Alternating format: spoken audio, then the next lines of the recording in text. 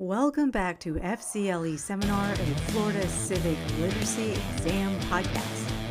Today we've got the landmark Supreme Court case, Hazelwood School District versus Kuhlmeier, 1988. This case is all about the balance between free speech and school authority. Yeah, you know, that First Amendment stuff. Landmark Supreme Court case number 20, Hazelwood versus Kuhlmeier, 1988. Case background. Let's go back to May 1983, Hazelwood East High School in St. Louis County, Missouri. See, the school had a student newspaper called The Spectrum. This newspaper is fully written and edited by students, and take note, this important detail here, like I said, this is a school newspaper where every issue gets reviewed by the principal before it goes to print. Okay, fair enough.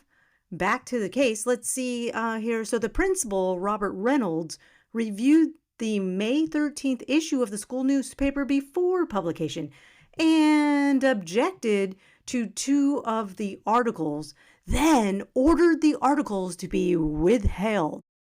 Yeah, this is about to get controversial. See, one article was about teen pregnancy, and the other article was about the impact of divorce.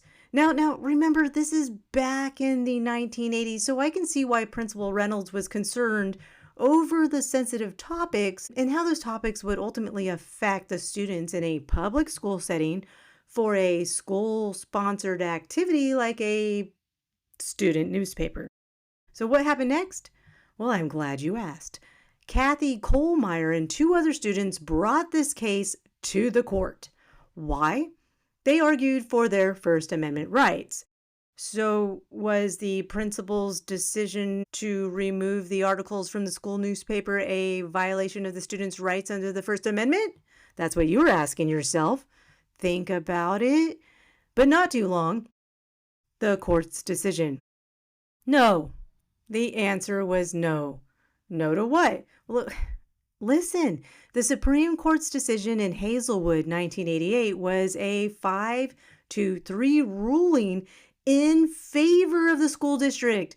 The majority opinion held that schools can exercise editorial control over the content of school-sponsored activities, like student newspapers, as long as their actions are, quote, reasonably related to the legitimate pedagogical concerns, end quote. In other words, because Spectrum was part of a school-sponsored activity, meaning it wasn't a public forum like a city newspaper, then the school could regulate the content to ensure it was appropriate and consistent with the educational goals. This one is different than that other First Amendment school-related case called Tinker versus Des Moines. In Tinker, the students' armbands were personal expressions, not school-sponsored, but the Spectrum was a school activity, so the district had more authority to regulate it. So what's the big takeaway? Hazelwood established that schools have significant control over sponsored activities like newspapers, plays, or assemblies, as long as their restrictions align with educational goals. The constitutional principle. The principle at play here is the First Amendment.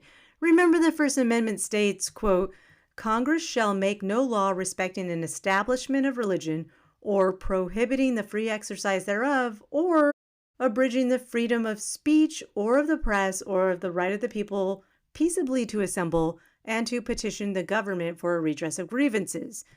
Let's talk about the First Amendment for a moment. It protects freedoms like speech, press, and assembly, but remember from other cases that those rights aren't absolute, like in this case with schools.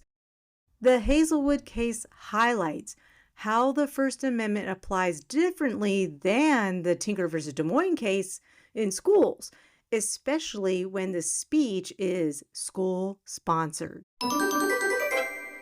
Let's review. The key takeaways from the Hazelwood School District versus Kuhlmeier 1988 are the principal's decision to remove the articles from the school newspaper was not a violation of the students' rights under the First Amendment. Why? because the Supreme Court ruled in favor of the school district. The majority opinion held that schools can exercise editorial control over the content of school-sponsored activities like student newspapers, as long as their actions are, quote, reasonably related to legitimate pedagogical concerns. Number 2, what we learned is that this case isn't like Tinker versus Des Moines 1969, where students were allowed to express their own opinions like wearing armbands to protest. See, Hazelwood is about school-sponsored stuff, like a newspaper made in class. So the school gets way more say in what's published. Number 3, there were legitimate reasons for censorship.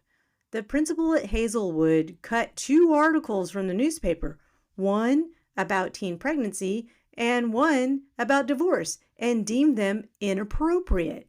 Remember, the school newspaper, The Spectrum, was a school-sponsored activity, meaning schools get editorial control. This basically says schools can control what's in their newspapers or other projects if they think it's best for education, and that's a big deal. That's it for today's Florida Civic Literacy Exam podcast. If you want to dive deeper into Hazelwood School District versus Kuhlmeier or any other Supreme Court cases, check out resources like oyas.org. Got some opinions about free speech and the First Amendment? Then hey, hit us up in the comments for some civic discourse. Until next time, stay curious and keep asking those big questions. This is your host, Mercedes Musto, signing off.